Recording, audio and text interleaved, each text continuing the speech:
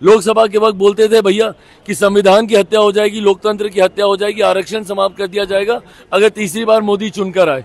चुनकर आ गए, 1.25 साल से ज्यादा हो गया, किसका आरक्षण छीन लिया गया, कहां का लोकतंत्र खत्म कर दिया गया। 15 सालों में जब राजद का शासन था देश में, जब लंबे समय तक कांग्रेस की सरकार थी, मुसलमानों ने अगर ये जवाबदेही तय की होती तो संभवतः आज इनके हालात ऐसे नहीं होते। और आज जब हमारी सरकार बिना सोचे हुए वेलफेयर स्कीम हो, गरीब कल्याण की योजनाएं हो, बिना सोचे हुए हम लोग बिना जात पात धर्म मजहब में कोई मतभेद रखे हुए, बिना किसी भेद के योजना का लाभ समाज के हर एक वर्ग को देने का हम लोग काम कर रहे हैं। तो ऐसे में किस मुंह से आके ओवैसी साहब बोल रहे हैं कि भैया मत दो वोट, क्या मिल जाएगा अगर वोट नहीं देंगे तो।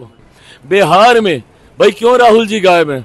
आज 2 महीने के बाद क्यों वो दर्शन दे रहे हैं? क्योंकि उनको पता है कि एसआईआर का मुद्दा जमीन पर नहीं उतरा। बट जो लोग धर्म के नाम पर हम लोगों के भीतर भ्रम फैलाने का काम करते हैं, अलग करने की बात करते हैं, उसका मैं विरोध करता हूँ। कि हमारे एनडीए के पास नेता ऑलरेडी घोषित है।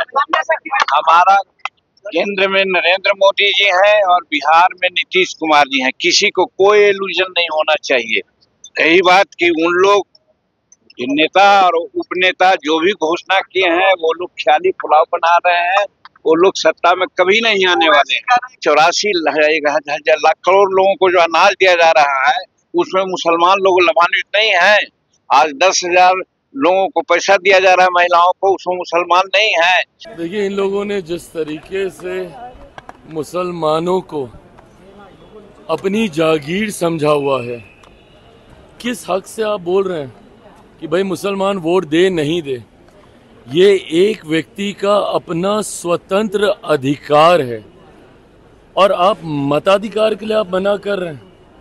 एक ऐसा अधिकार जिसका इस्तेमाल देश के हर एक नागरिक को करना चाहिए, जिस पर भी वो नागरिक विश्वास रखता है, अपने भले के लिए, अपने भविष्य के लिए, जिसको भी वो चुनना चाहता है, उसको अपने मत का अधिकार उस व्यक्ति को जिताने के लिए करना चाहिए।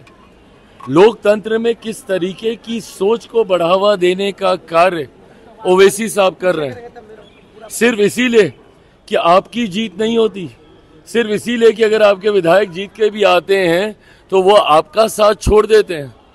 इस डर से आप मुसलमानों के बीच में कब तक भय की राजनीति करेंगे? और मैं एक बार फिर से मैं दोहराता हूँ, मुसलमानों के लिए मैं दोहराता हूँ कि भैया बहुत हो गया डर की राजनीति से अपने आप को इस्तेमाल करने देना, बहुत हो गया। निकली अब इन सारी चीजों से। कब तक डर डर के आप इसको नहीं है सत्ता में आए इसके लिए वोट करेंगे? अरे लाइए ना, जिसको आप सत्ता में लाना चाहते हैं उसके लिए वोट कीजिए और उसकी जवाबदेही तय कीजिए। बोलिए उसको कि भैया आज हमने तुमको चुन के भेजा है, हमारे लिए क्या कियो। अगर यही जवाबदेही तय की होती 15 सालों में जब राजद का शासन था देश में, जब लंबे समय तक कांग्रेस की सरकार थी, मुसलमानों ने अगर ये जवाबदेही तय की होती तो संभवतः आज इनके हालात ऐसे नहीं होते। सच्चर कमेटी की रिपोर्ट ये जानकारी नहीं देती कि भैया मुसलमानों के हालातों की क्या हालत है। और आज जब हमारी सरकार बिना सोचे हुए वेलफेयर स्कीम हो, गरीब कल्याण की योजनाएं हो, बिना सोचे हुए हम लोग बिना जात पात धर्म मजहब में कोई मतभेद रखे हुए, बिना किसी भेद के योजना का लाभ समाज के हर एक वर्ग को देने का हम लोग काम कर रहे हैं। तो ऐसे में किस मुंह से आके ओवैसी साहब बोल रहे हैं कि भैया मत दो वोट, क्या मिल जाएगा अगर वोट नहीं देंगे तो?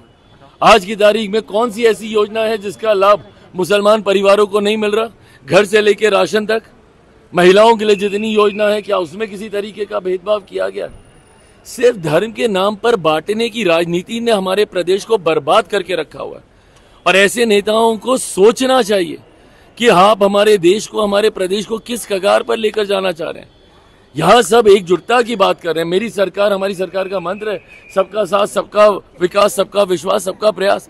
मैं खुद बात करता हूँ भैया बिहार फर्स्ट, बिहारी फर्स्ट की, तो ये लोग मुसलमान को बांटेंगे जात और धर्म के नाम पे। तृणमूल कांग्रेस बंगाल में एसआईआर को लेकर बड़ी बात कह रही है कि नाम जोड़ने का नहीं, नाम काटने का ये काम किया जा रहा है। और ये हाँ, तो ये भ्रम तो फैलाते ही है ना। विपक्ष का काम क्या है? हर एक पॉजिटिव नैरेटिव को किस तरीके से नेगेटिव बना के फॉल्स नैरेटिव में सेट किया जाए। This is what they have been doing always. CA जैसा कानून, नागरिकता देने वाले कानून को नागरिकता छीनने वाला कानून बताकर देश भर में इन लोगों ने आगजनी का माहौल बना के रखा। आज मुझे बता दीजिए, सीए के माध्यम से किसकी नागरिकता छीन ली गई? एक ऐसे देशों को से आए हुए शरणार्थियों को नागरिकता देने का कानून था जहां पे बहुसंख्यक ही मुसलमान हैं। उसके बावजूद देश भर में इन लोगों ने आगजनी का माहौल बना के रखा। लोकसभा के वक्त बोलते थे भैया कि संविधान की हत्या हो जाएगी, लोकतंत्र की हत्या हो जाएगी, आरक्षण समाप्त कर दिया जाएगा अगर तीसरी बार मोदी चुनकर आए। चुनकर आ गए, 1.25 साल से ज्यादा हो गया, किसका आरक्षण छीन लिया गया, कहाँ का लोकतंत्र खत्म कर दिया गया। बिहार में भाई क्यों राहुल जी गायब हैं?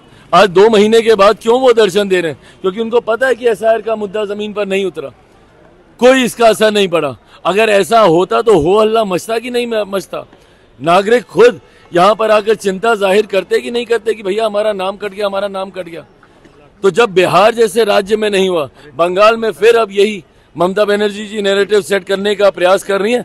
होना जाना कुछ नहीं है, पूरे देश में एसआईआर होगा और सुनिश्चित किया जाएगा कि सबसे बड़े अधिकार मताधिकार का कोई दुरुपयोग न करे।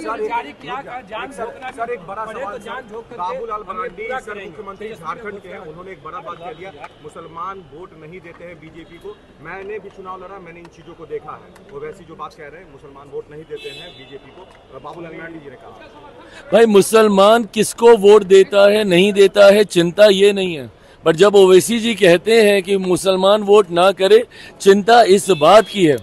हम लोग ईमानदार प्रयास कर रहे हैं और हम लोग करते रहेंगे।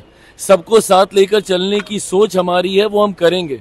और भैया मैं तो खुद उस दल से आता हूँ, उस परिवार से आता हूँ जहाँ मुसलमानों के लिए हम लोगों ने अपनी पूरी पार्टी को समाप्त करने का काम किया। तो भले कोई मुझे वोट करे नहीं करे, पर ऐसा नहीं है कि मैं उनके लिए काम नहीं करूंगा। देश की एक बड़ी आबादी है, ऐसे में उनको इग्नोर करके मेरी सरकार ना चल सकती है, ना हम लोग चलना चाहने की सोच रखते हैं।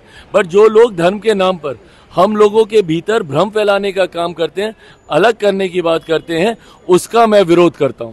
देखिए, हमारे एनडीए के पास नेता ऑलरेडी घोषित है। हमारा केंद्र में नरेंद्र मोदी जी हैं और बिहार में नीतीश कुमार जी हैं। किसी को कोई इल्यूजन नहीं होना चाहिए। यही बात कि उन लोग नेता और उपनेता जो भी घोषणा किए हैं, वो लोग ख्याली पुलाव बना रहे हैं। वो लोग सत्ता में कभी नहीं आने वाले हैं। वोट ना दे एनडीए को, कभी कुछ नहीं किया उनके लिए, ये गलत कहते हैं। बिहार में श्मशान का चारदीवारी, आप वक्फ बोर्ड का अलॉटमेंट या मदरसा बोर्ड का अलॉटमेंट या फिर कंप्यूटर सप्लाई करना या खाना में मुस्लिम पदाधिकारियों का पदस्थापन करना, ये कौन किया है? किसका काम है? ये तेजस्वी क्या किए हैं? ये नीतीश कुमार का काम है। इसलिए माइनॉरिटी के लिए नीतीश कुमार जो कर रहे हैं, वो लोग जो वोट ले रहे हैं, वो लोग माइनॉरिटी के लिए काम जितना नीतीश कुमार किए हैं। और आज नरेंद्र मोदी जी भी हैं। आज 11 साल राज हुआ, क्या लोग खाली डर बतलाता है? कहाँ जातीय दंगा हुआ, कहाँ सांप्रदायिक दंगा हुआ? क्या अगर 84 लाख करोड़ लोगों को जो अनाज दिया जा रहा है, उसमें मुसलमान लोग लाभान्वित नहीं है? आज 10,000 लोगों को पैसा दिया जा रहा है, महिलाओं को, उसमें मुसलमान नहीं है।